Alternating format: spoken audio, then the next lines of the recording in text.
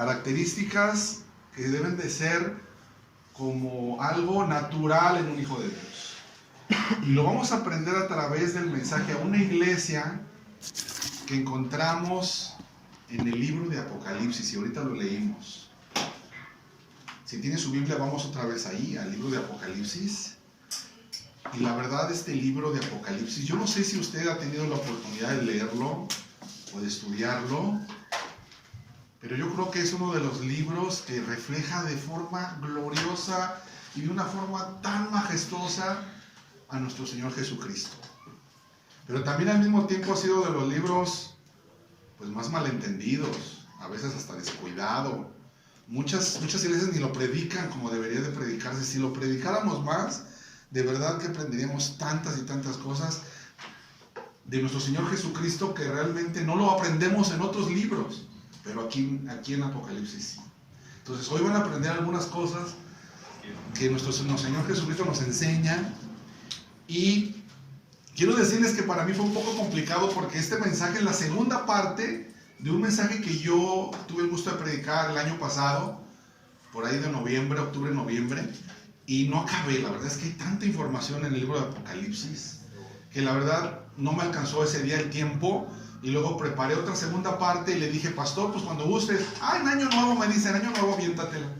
Yo dije, bueno, pero no pensé que iba a venir aquí. Entonces, rápidamente les voy a dar así como un preámbulo muy corto, trataré de no alargarme mucho para ir a las características que quiero compartir con ustedes. Bueno, en primer lugar, en este libro de Apocalipsis, en los primeros capítulos, el Señor Jesucristo le dice al apóstol Juan. El apóstol Juan, como ustedes saben, es el discípulo amado de nuestro Señor, y este discípulo fue muy perseguido en sus últimos días. Tan perseguido fue, por los judíos incluso, y por otra gente fea, que lo desterraron a una isla que se llamaba Patmos. Y en esta isla, nuestro Señor Jesucristo se revela a Juan de una forma impresionantemente grande para hacerle ver cosas que iban a pasar en el futuro, ¿ya? Y de esto habla el libro de Apocalipsis. Pero antes de darle toda esa serie de visiones que muchos han oído, que los caballos, que los sellos, muchas cosas que tienen su chiste interpretar, que eso ya será tema de otras predicaciones. Yo espero que le pidan a su pastor Carlos que les predique de Apocalipsis. Es increíble, verdaderamente fascinante. Pero al principio de Apocalipsis, el Señor Jesucristo se revela a Juan y le dice, antes de decirte lo que te tengo que decir, saca así como de su portafolio el Señor y le dice, te entrego estas 7 cartas y quiero que se las mandes a 7 iglesias que ya se habían formado en la zona de ahí de Asia Oriental, lo que ahora es Turquía. Si se fijan en el mapa, está Italia, luego Grecia, y así hacia adentro está Turquía, ¿ya? Y ahí había 7 iglesias, las que Pablo, de alguna forma, él había empezado a trabajar. No sé si recuerdan que su punto donde el apóstol Pablo empezó a trabajar con toda esa iglesia es la iglesia de Éfeso. Entonces ahí, desde ese punto, el apóstol Pablo trabajó con todas esas iglesias y se fueron conformando a tal grado que ya años después ya eran iglesias hechas y derechas. Pero ¿qué creen? Llega el Señor Jesús y le dice a Juan, tengo algunas cositas que decirle a esas iglesias. Ten estas cartas y mándaselas. Y bueno, déjenme decirles que no iban muy buenas noticias. La verdad, el Señor, familia, nos conoce a todos muy bien. A pesar de que ustedes están aquí y vienen y adoran, el Señor conoce nuestros corazones. Y el Señor sabe qué tan sinceros somos y qué tan realmente honestos somos al venir a este lugar y hacer lo que tenemos que hacer. Y estas 7 iglesias eran congregaciones reales. O sea, ahí estaban estos hermanitos cristianos trabajando, algunos más y otros menos. Pero Juan, cuando se da cuenta quién le está hablando, y quiero que vayan ahí al versículo 7 de Apocalipsis capítulo 3, se da cuenta quién le está hablando. Fíjense cómo le dice a la iglesia en Filadelfia, porque esta es una de ellas. Todas las demás iglesias les empieza a decir de cosas, pero a la iglesia de Filadelfia, fíjense lo que les dice. Esto dice el ¿qué? El santo, el verdadero, el que tiene la llave de David. Vean cómo se presenta el autor de la carta. Ay, nomás para que se echen un ojo ahí. No se presenta cualquiera, se presenta el mero mero. Yo creo que cuando leyeron esto los de Filadelfia, ay, Dios mío, miren nomás quién escribe. Porque el Señor es el que ministra a sus iglesias realmente. No es el pastor Carlos, no es el pastor Fernando. Nuestro Señor Jesucristo es cabeza de su iglesia. Y el Señor Jesucristo ministra. Ahí hay un pasaje en el mismo libro de Apocalipsis, donde dice que el Señor Jesucristo embellece. Haga de cuenta que le llama los 7 candeleros a las iglesias. Dice, escribe a los 7 candeleros que están en Asia.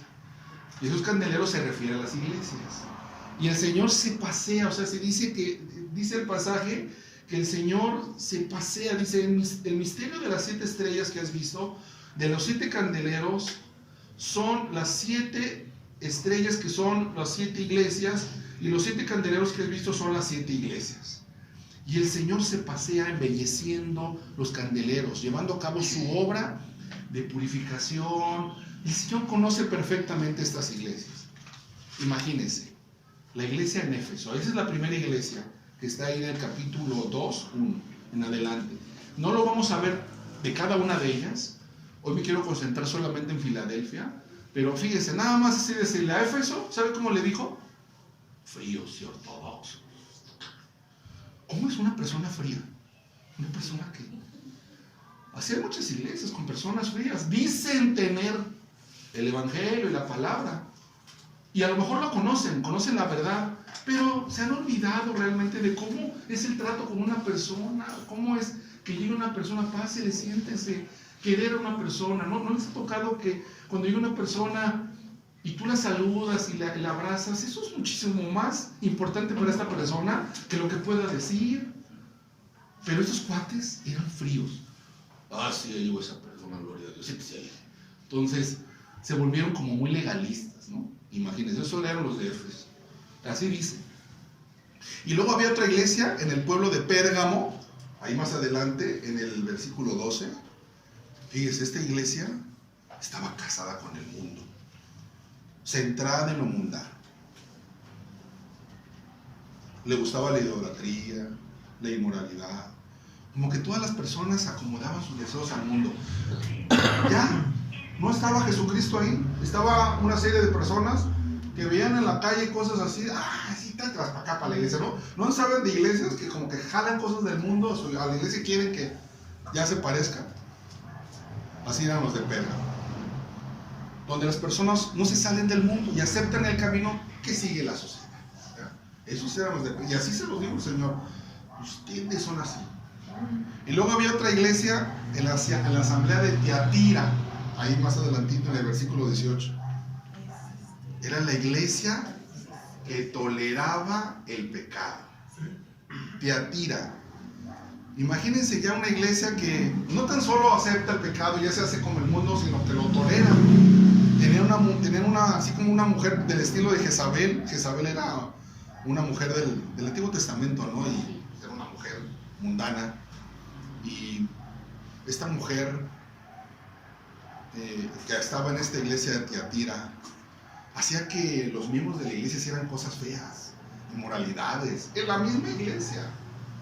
Le decía a la gente que adulterara, o sea, que las esposas ya se metieran con otros hombres, en la misma iglesia. Y luego hay otra iglesia, la de Sardis. Ay, terrible, Sardis, capítulo 3. Así nada más, es la iglesia muerta. Así se los dice, ustedes están muertos, ustedes no tienen vida, ustedes no producen, no tienen fruto, no tienen gozo. Terrible la iglesia de Sardis, una iglesia muerta. Hacían algunas cosas como que parecía que tuvieran vida, pero la verdad, no. Y una quinta iglesia, la iglesia de la Odisea, esta, imagínense nada más, la iglesia apóstata. Ya era una iglesia completamente condenada, falsa, liberal, era una iglesia tibia. que dice el Señor, yo los voy a vomitar de mi boca. Es la iglesia donde está el pasaje de ese, aquí yo estoy a la puerta. Hagan de cuenta como si cerraran la puerta y el Señor se quedara ahí afuera. ¿Me dan chance de pasar? Porque yo no estoy ahí con ustedes. ¿Quién sabe quién está ahí? Este pasaje luego se usa para, aquí yo estoy a la puerta y llamo, para el evangelismo, ¿no? Pero realmente se lo está diciendo a los cristianos de la iglesia, hey, aquí estoy yo afuera, ¿eh? Cuando me quieren dejar entrar, con todo gusto ceno con ustedes. Falsa, una iglesia en la que no estaba el Señor, ni siquiera estaba ahí. Triste el caso de estas 5 iglesias. Pero ¿qué creen? Gracias a Dios, porque había 2 excelentes iglesias. Una era la iglesia en Pérgamo, y esta iglesia en Pérgamo, Esmirna. sí, perdón, sí, Esmirna. Esta iglesia en Esmirna sufría persecución. Esta era una iglesia, como en Filadelfia, que sufría persecución. Había un grupo de judíos ahí que estaban acechando a esta iglesia. Y bueno, este tipo de iglesias que son perseguidas son iglesias puras, porque los falsos que pudieran estar ahí en la iglesia, si alguien viene aquí, se mete y empieza a acecharte, si tú eres un cristiano que no tiene ningún tipo de fuerza para continuar con el Señor, te sales, ¿no? Con permiso, nos vemos. Entonces los falsos son purgados, se van, porque no tienen nada por qué morir, no tienen nada por qué estar ahí. Entonces dicen, no, pues ahí nos vemos, esos cuates no tienen nada que hacer. Entonces se salen, se purgan y se quedan los verdaderos cristianos, ¿verdad?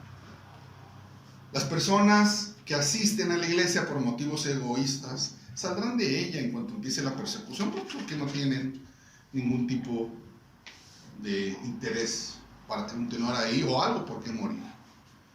Y Esmirna y Filadelfia eran así. Y Filadelfia le llama ahí, en el capítulo 3, versículo 8, le llama la iglesia fiel. Dice, versículo 8, has guardado mi palabra y no has negado mi nombre. Esta iglesia encontró una puerta abierta, entró en ella. Ahí en el versículo 7 dice, el que tiene la llave de David, el que abre y ninguno cierra, y cierra y ninguno abre. Y les dice el Señor, yo conozco tus obras, le dice a Filadelfia. Y he aquí, he puesto delante de ti una puerta abierta, la cual nadie puede cerrar. Dice, he puesto delante de ti una puerta que nadie puede cerrar. Les estoy dando acceso completo a mi reino. Y nadie puede alterar eso. Entonces Filadelfia, fíjese, esta iglesia en este pueblo se convirtió en una iglesia que pudo llevar muchos a través de esa puerta abierta. Aprovechó la oportunidad de ese gran compromiso divino que habían adquirido, y esa puerta abierta que la que abrió el que tiene la llave de David, tiene así como matices de oportunidades para compartir el evangelio, de predicarlo, un alcance evangelístico único. Y yo quiero decirles que aquí en la iglesia Camino hay una puerta abierta también. El Señor les está dando a ustedes la oportunidad de poder tener un alcance aquí en esta colonia hermosa que hay aquí, para que más personas conozcan. Yo creo que no fue una coincidencia, fue parte del plan de Dios, que el pastor Carlos y su familia y todos ustedes de pronto vinieran a este lugar, a esta casa, en este punto específico aquí, porque para Dios no hay ningún tipo de cosa coincidencial, es un plan. Él quería que aquí hubiese una iglesia, un lugar donde pudiera haber una puerta abierta para que la gente conociera el mensaje de salvación, el mensaje de Jesús. Y esta puerta abierta, con matices de evangelismo, se les daba dando la oportunidad a la iglesia en Filadelfia. Esta como imagen o figura de una puerta abierta, las menciona Pablo en sus diferentes cartas a las otras iglesias que ministró. Y esta figura tiene como un significado de libertad y oportunidad de anunciar el evangelio. No lo voy a leer ahorita aquí por el tema de tiempo, pero ustedes lo pueden ver, y si les gusta tomar nota, en 1 Corintios 16 lo pueden encontrar. Segunda de Corintios 2, Colosenses 4. En todas estas porciones, el apóstol Pablo habla acerca de una puerta abierta con oportunidades de anunciar el Evangelio. Y sin duda Filadelfia aprovechó esta bella oportunidad porque Filadelfia estaba en un lugar así como aquí, así, hagan de cuenta que esta es Filadelfia y estaba así sobre la calle, en una ruta donde pasa mucha gente, pasan camiones, pasan muchos estudiantes, y como que Filadelfia estaba en una ruta también muy comercial, geográficamente hablando. Estuve investigando y a Filadelfia le llamaban la Puerta del Este, porque pasaba gente que venía desde el occidente, desde Roma, pasando por Grecia, y de ahí se iban hasta Asia Oriental, y luego también de norte a sur en las iglesias que estaban arriba hacia el Mediterráneo. Entonces, estos hermanitos de Filadelfia no perdieron la oportunidad y dijeron, ya aquí somos, y empezaron a compartir el Evangelio. No dice la Biblia de qué forma lo hacían. Puede ser que, así como aquí, tenían así un grupo pequeño, con sus niños que subían a clase, y luego de pronto salían y compartían un folleto, tal vez. Pero tuvieron esa gran oportunidad de poder compartir. Y en el versículo 8 hasta el 10, quiero extraer para ustedes algunas características muy lindas que quiero que se lleven en esta noche.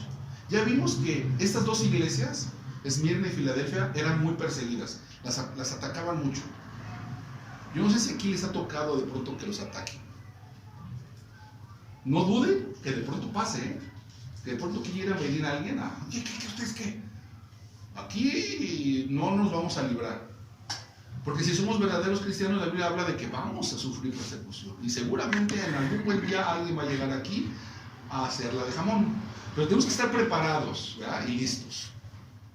Y también estas iglesias tenían tintes evangelísticos por esa oportunidad que les dio el Señor de puertas abiertas, porque vio y los conocía, dijeron, estos hermanos son sinceros, les voy a dar la oportunidad de que mucha gente entre y conozca de mí. Pero estas otras características que quiero compartir con ustedes, y les vamos a ver una por una, espero que me alcance el tiempo, son como clave en nuestra vida diaria. Son como parte de lo que debe de nosotros fluir de nuestro corazón y de lo que hacemos cada día en donde nos encontremos, en nuestro trabajo, en la escuela, en nuestras actividades diarias. Así que fíjese bien, le dice el Señor en el versículo 8, yo conozco tus obras. No las menciona y no hay necesidad porque no hay nada que reprochar. Otra cosa muy interesante es que el Señor no les reprocha nada a los de Filadelfia. Así como a los otros, ¿no? Fríos, muertos, ortodoxos, pecadores. A Filadelfia no les reprocha ni los condena en ningún tipo. Sabe todo lo que hay que saber sobre ellos. Y no especifica ninguna de sus obras. Solo está listo para bendecirlos y exaltar sus cualidades. ¿Cuáles eran estas cualidades? Bueno, en primer lugar, él dice, porque aunque tienes poca fuerza, ¿ya vieron esa parte? Y esta parte les va a encantar. Dice, porque aunque tienes poca fuerza, ¿a qué creen que se refiera? Si yo te digo, ¿tienes poca fuerza? Pues a lo mejor piensas que te estoy diciendo debilucho, ¿no? Que no tienes fuerza para levantar una silla. Ay, tienes poca fuerza. No. Aquí está bien interesante. Porque no se refiere como una especie de iglesia débil. Sino aquí el original, en el griego original, poca fuerza es mikros dunam. Y micro se refiere a cuestiones como cuantitativas, de números, pocos números. Entonces te quedas así, pocos números. Era una iglesia de pocas personas, era una iglesia pequeña, de poca gente. Puede ser que haya sido eso, pero también puede ser que haya sido una iglesia de pocos recursos, poca fuerza.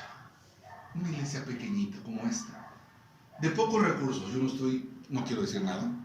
Yo no creo que ustedes tengan el dineral como para luego de aquí a comprar 3 casas y ya tener. Vamos poco a poco, ¿no? Y esta iglesia sí era, de pocos recursos seguramente, pero con esas poquitas cosas que tenían, con esas poquitas personas, hicieron una explosión del poder del Señor en esa zona. Entonces, esto para ustedes debe ser de ánimo y motivación para que, si ustedes piensan, no, pues es que aquí no tenemos grandes, tienen que invitar a otros hermanos a conseguirle una guitarrita ahí. Aquí no se necesita grandes bandas, ni grandes, no. Entonces, imagínense, lo importante es que no era una cuestión de pecado tampoco lo que limitaba su poder, simplemente era una iglesia pequeña, de pocos recursos, no tenían mucho interés tal vez por tener una suntuosa y muchos recursos económicos que les permitiera compartir el evangelio de forma espectacular, ¿verdad? No. Y mire, esto es consistente con lo que sabemos en la palabra de Dios acerca del diseño de su iglesia, en la cual vemos como Dios escoge a los poquitos, escoge como a los olvidados de Tonalá, allá los que están allá hasta donde se regresa el viento, a los que pareciera que no son nada, el pequeño rebaño, les dice el Señor. Porque a través de estos el poder de Dios fluye de una forma majestuosa, aunque sea un pequeño grupo. Entonces, un gran poder espiritual fluía en esta pequeña iglesia. ¿Qué significaba esto? Pues que eran cristianos de esos que hay pocos. Ustedes se tienen que sentir orgullosos, hermanos. Yo anhelaría parecerme más a alguien como ellos. Eran verdaderos adoradores, amaban a Jesús de una forma genuina, no les interesaba tanto el recurso, y seguro que se aferraban a su palabra y lo obedecían fielmente. Entonces tenían un poder grandioso por ser pequeños. Pero también dice ahí el versículo 8, segunda cualidad, has guardado mi palabra. ¿Y qué creen que se refiere a esto? Bueno, la Biblia habla que guardar mi palabra no es como que agarro la Biblia y la guardo ahí adentro de... está guardada. Pareciera, ¿no? O sea, es luego muy interesante cómo el Señor utiliza cosas que para nosotros significan otra. Pero en el griego original, guardar viene de una palabra que significa tereo, que es como vigilar, como tener una muy especial atención. Meditar, aprender y al final ¿qué? Obedecer. Entonces prácticamente le está diciendo, has obedecido mi palabra, y esa, mis hermanos, es como la marca del verdadero cristiano. ¿Alguno de ustedes sabe qué dice Juan 14:15? Juan 14:15 dice, si me amáis, ¿qué? Guardad mis mandamientos. Si me amas, guarda mis mandamientos.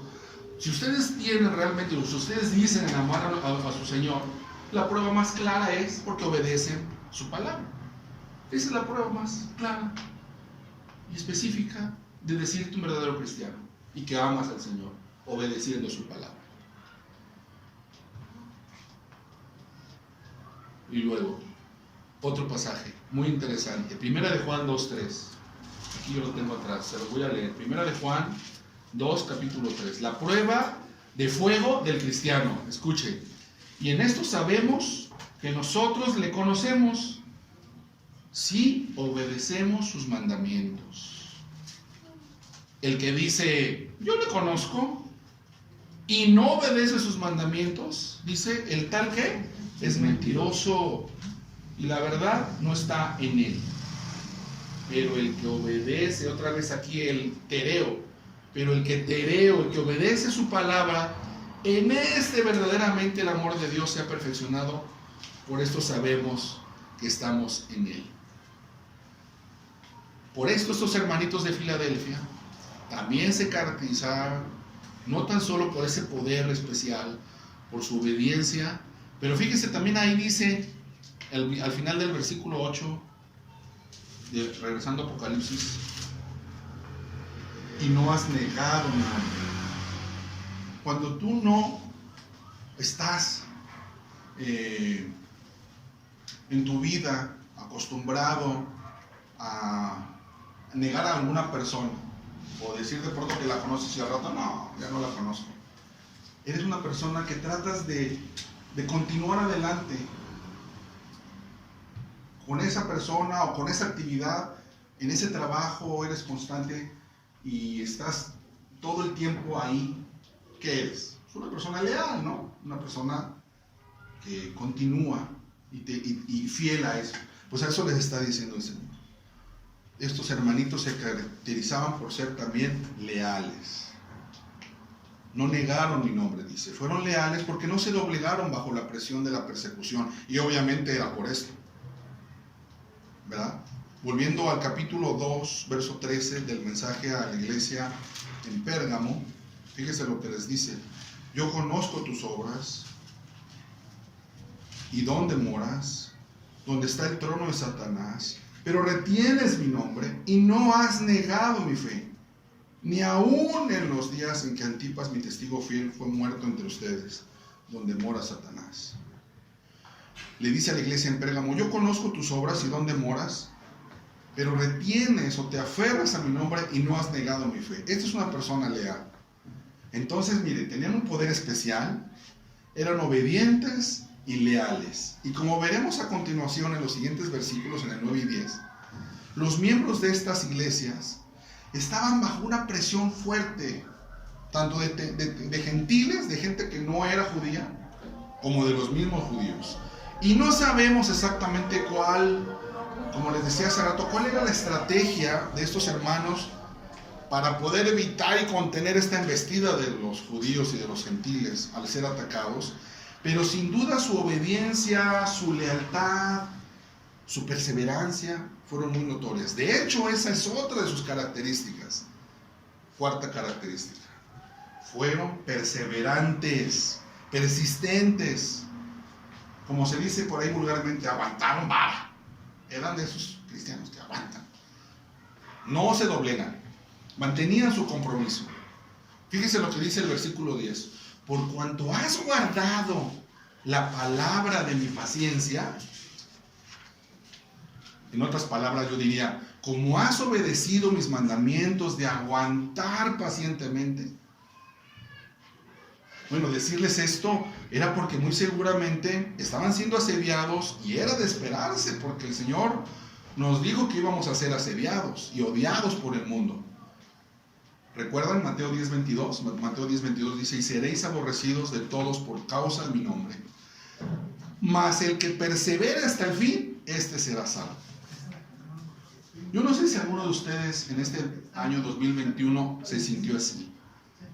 Tal vez maltratado por alguna amistad que tuviera que no es cristiano y que estuviera criticando, ya te hiciste de los aleluya, ya estás ahí con los cristianos, y que te esté dice y ataque y ataque. Compañeros de trabajo, que por tu fe en Cristo Jesús también te estén molestando a cada vez. Bueno, esto sería perfectamente normal si eres un verdadero hijo de Dios, porque el requisito es perseverar con paciencia hasta el fin. Y qué lindo testimonio de estos hermanitos de Filadelfia, que fueron fieles a la palabra de Dios, aguantaron pruebas y persecución, y todo lo tomaron con paciencia, y nunca vacilaron en su compromiso con Cristo. Una iglesia fiel, no perfecta. ¿Esta es una iglesia perfecta? No creo, no hay, no existe pastor perfecto. Pero eran fieles, eran obedientes, eran leales y persistentes. ¿Habrá iglesias así hoy? ¿Cómo quisiera yo pensar que la iglesia del camino es una iglesia así? Así que ustedes piensen. ¿Han sido bendecidos? Grandemente bendecidos. Dios les ha dado la oportunidad de una puerta abierta para poder aquí compartir libremente de la palabra de Dios. Yo creo que sí. Entonces, sin lugar a dudas, son ustedes una iglesia fiel. En ese transitar hay muchas cosas que hacer todavía. Pero esta iglesia hermosa de Filadelfia, debido a su poder, su obediencia, lealtad, resistencia, recibió algunos hermosos y asombrosos privilegios que quiero que ustedes vean. Ya para terminar, en el versículo 9 y 10 encontramos una promesa significativa. Miren, vamos a leerla, versículo 9. Dice, yo entrego de la sinagoga de Satanás a los que se dicen ser judíos, y no lo son, sino que mienten. he aquí, yo haré que vengan y se postren a tus pies y reconozcan que yo te amo. Bueno, aparentemente, en esta ciudad de Filadelfia, seguramente había una gran cantidad de judíos como para tener una sinagoga local, un templo, un tabernáculo judío, una sinagoga. De hecho, en cada una de las iglesias que les mencioné, seguramente habría una sinagoga judía. Regularmente luego se iban para allá. Nos sorprende, era común. Y estas sinagogas que había en estas ciudades, en estos pueblos, pues eran ocupadas por judíos que se decían ser judíos, pero no lo eran. ¿Qué significa esto? ¿No eran judíos? O sea, ¿eran qué? ¿Mexicanos, africanos? ¿Qué? ¿No? Eran judíos. De hecho, en Romanos 2:28, les voy a decir cómo Pablo les llama. Romanos, si gustan apuntarlo por ahí, Romanos 2:28, fíjense lo que dice. Hablando de esos judíos que se dicen ser judíos, o que se decían ser judíos y no lo eran. Dice, pues no es judío el que lo es exteriormente, ni es la circuncisión la que se hace exteriormente en la carne, sino que es judío el que lo es en lo interior, en la circuncisión del corazón, en espíritu, no en letra, la alabanza del cual no viene de los hombres, sino de Dios. Entonces, estos judíos, pues, mentían, se decían ser judíos, linaje de Abraham, pero realmente no lo eran, eran muy hipócritas. Eran una sinagoga, como dice ahí el Señor, sinagoga del diablo, de pura gente falsa, no guiados por Dios, sino por Satanás. ¿Recuerda cómo Jesús los identificó en su maldad? Identificaba a todos estos que le llamaban fariseos, publicanos, les decía sepulcros blanqueados, pura gente hipócrita. Y sin duda este grupo de judíos falsos habían estado atacando a esta iglesia, a este grupo pequeño. Pero vean la promesa asombrosa y hermosa. Dice, los haré venir a estos judíos, se postrarán a tus pies y les haré saber cómo te aman. ¿Se imaginan que de pronto tuvieran una persona que les sostuviera y un buen día de pronto la ven que llega y se mete por aquí para decirte, ahora que reconozco cómo Dios te ama, háblame de ese Salvador? Yo creo que tú te quedarías choqueado que una persona que te estuviera atacando llegue, entre y te diga, tienes razón, tú eres el que tienes la razón. Wow, tú te quedarías, Señor, muchas gracias. Pues esto pasó con los de la iglesia en Filadelfia.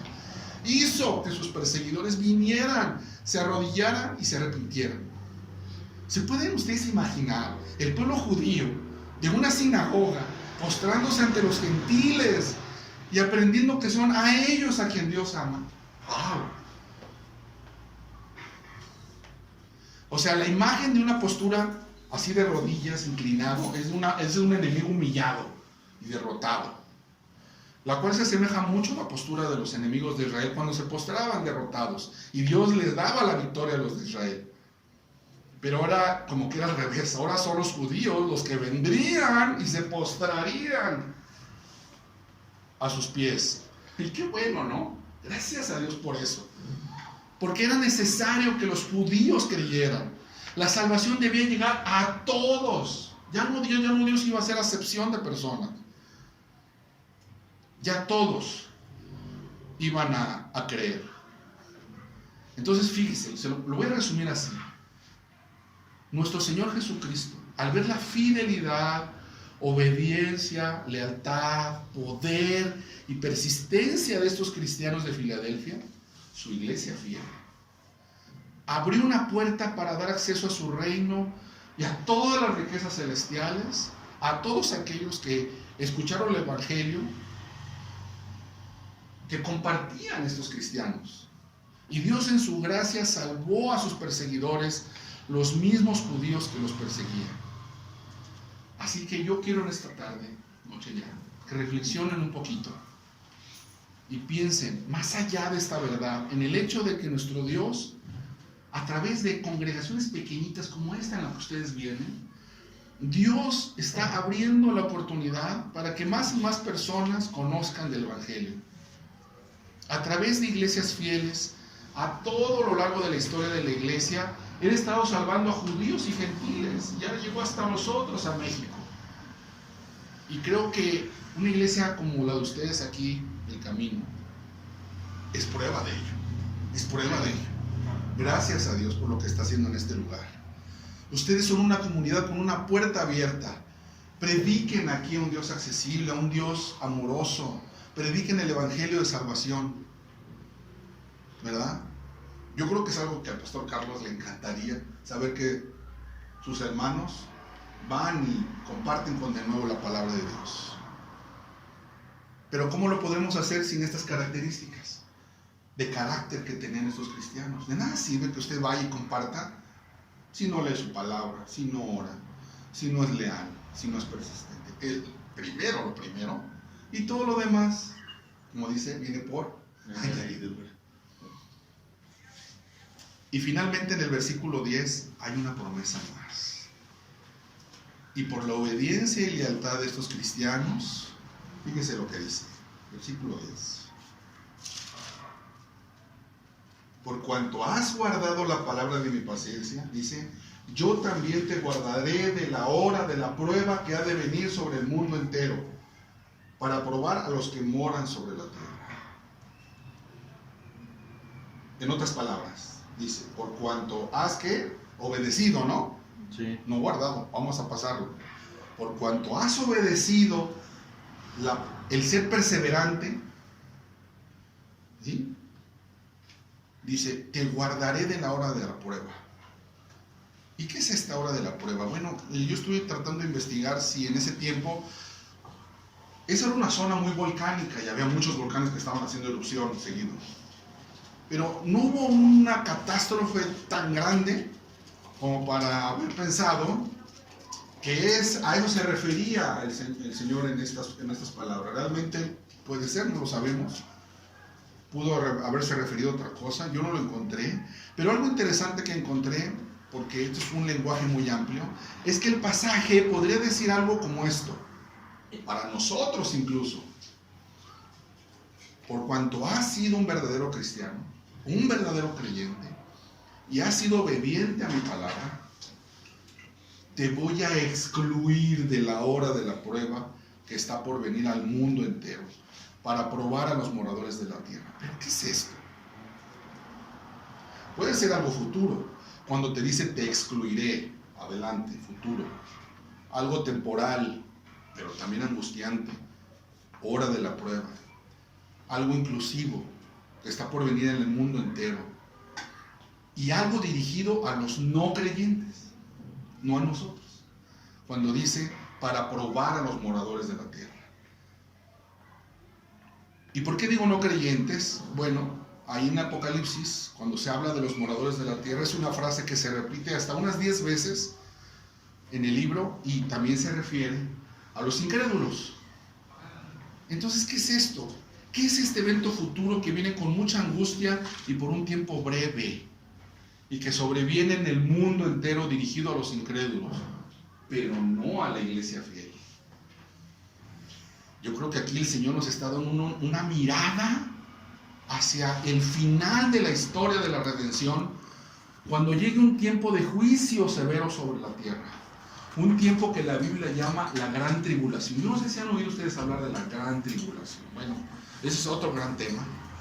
Pídanle al pastor Carlos que les platique y que les predique acerca de la semana 70 de Daniel. Ahorita estamos en la 69, está por llegar a la 70. Pero es otro tema. No hablaré de detalles. Aunque aquí en el libro de Apocalipsis se detalla del capítulo 6 al 19, si lo quieren leer en casa, está duro.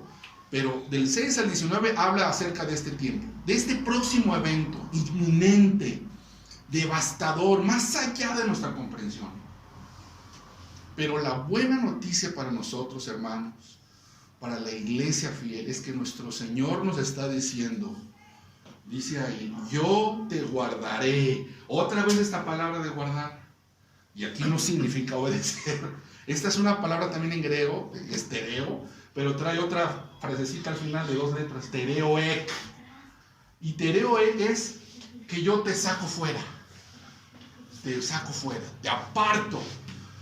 O sea, no te va a tocar, te voy a excluir de este tiempo de prueba. Te mantendré fuera.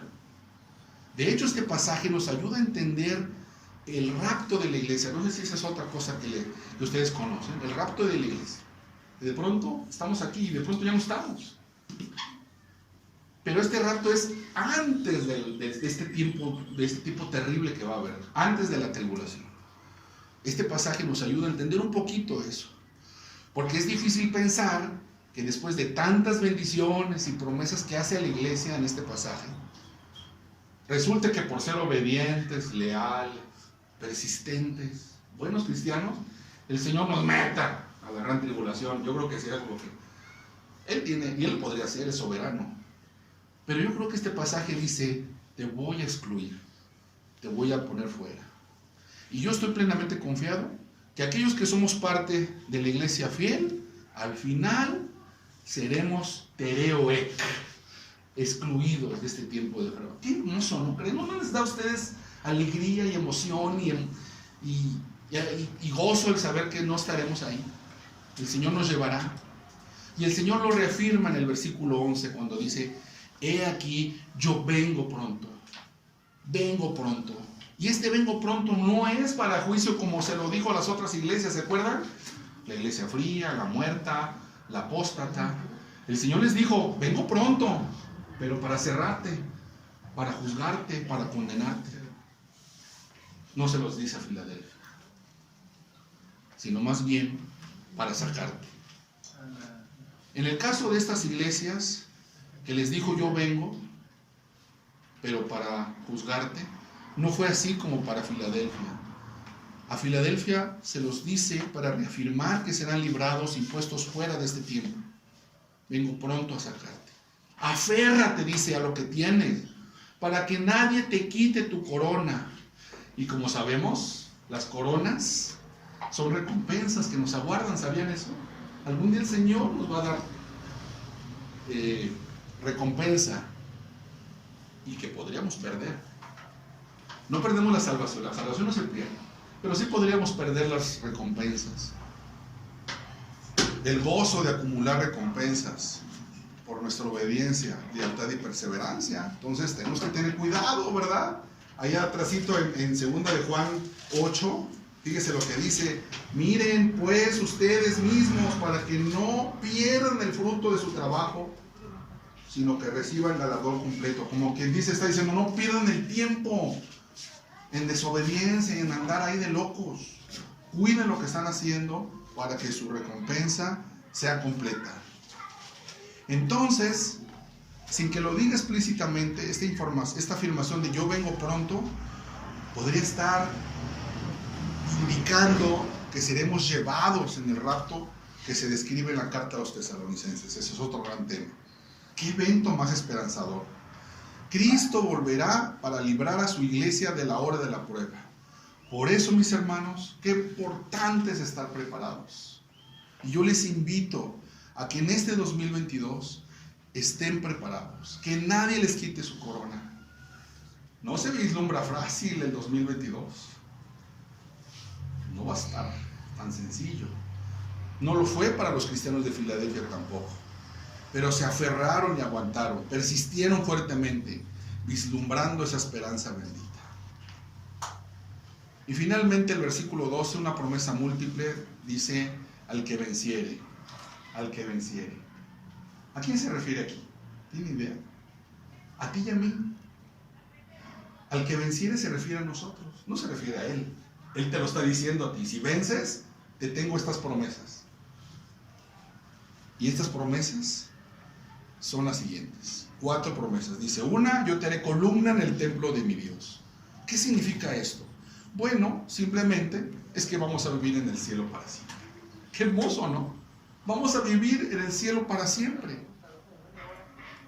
Pero dice, les haré columna. ¿Y qué es una columna? ¿Qué es un pilar? Es algo que es inamovible, es algo seguro. Yo no sé si pasan por pasos a desnivel por el periférico, por algunas avenidas donde hay, y se ven a los lados como pilares, ¿no? Como pilotes, así, uno tras otro.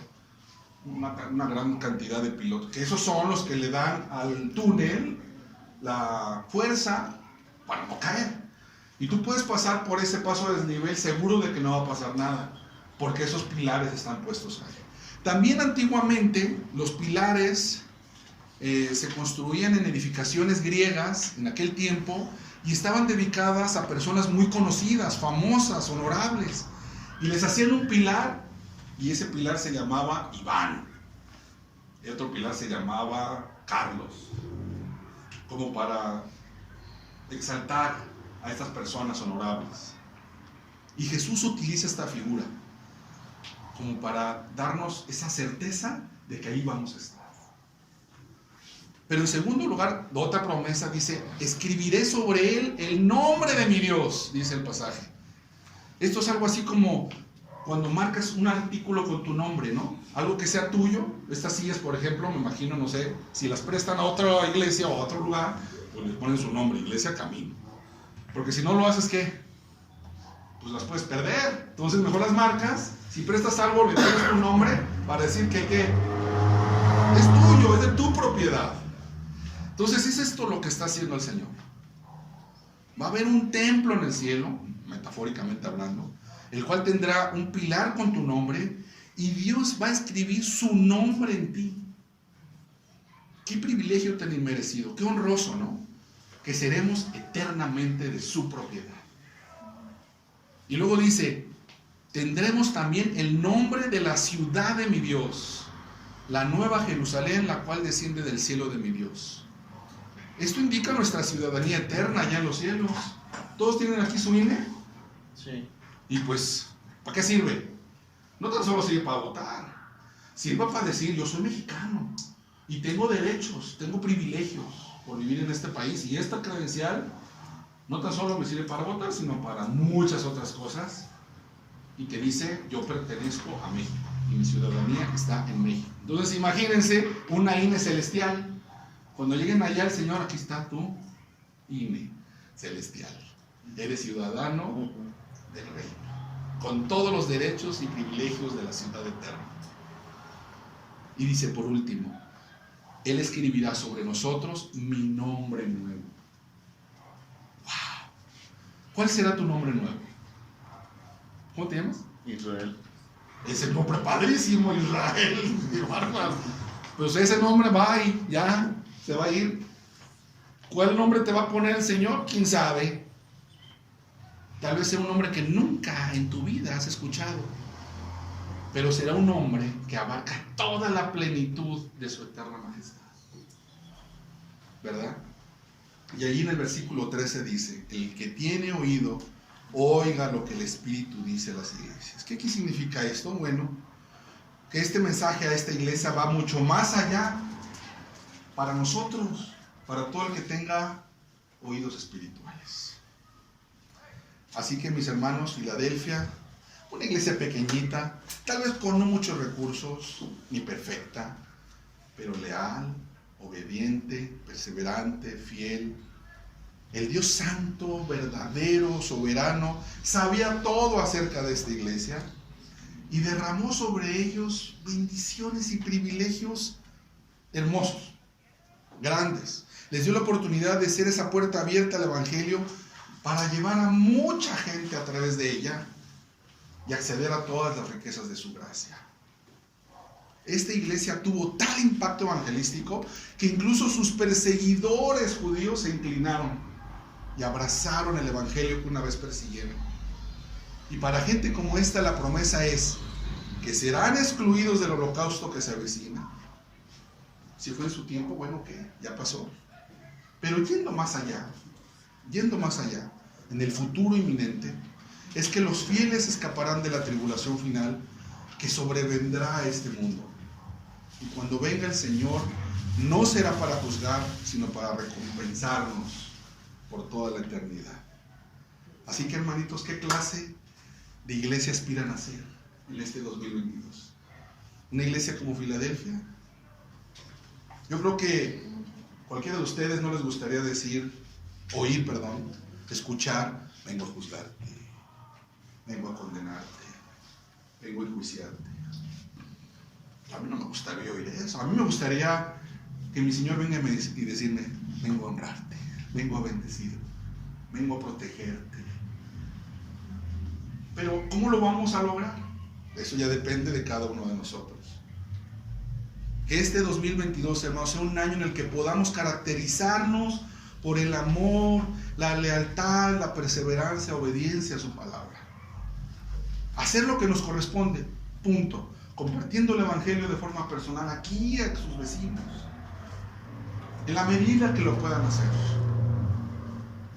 porque este es un asunto personal. Y entonces parecernos más a Filadelfia, la iglesia fiel. Amén. Amén. Vamos a orar. Póngase en pie.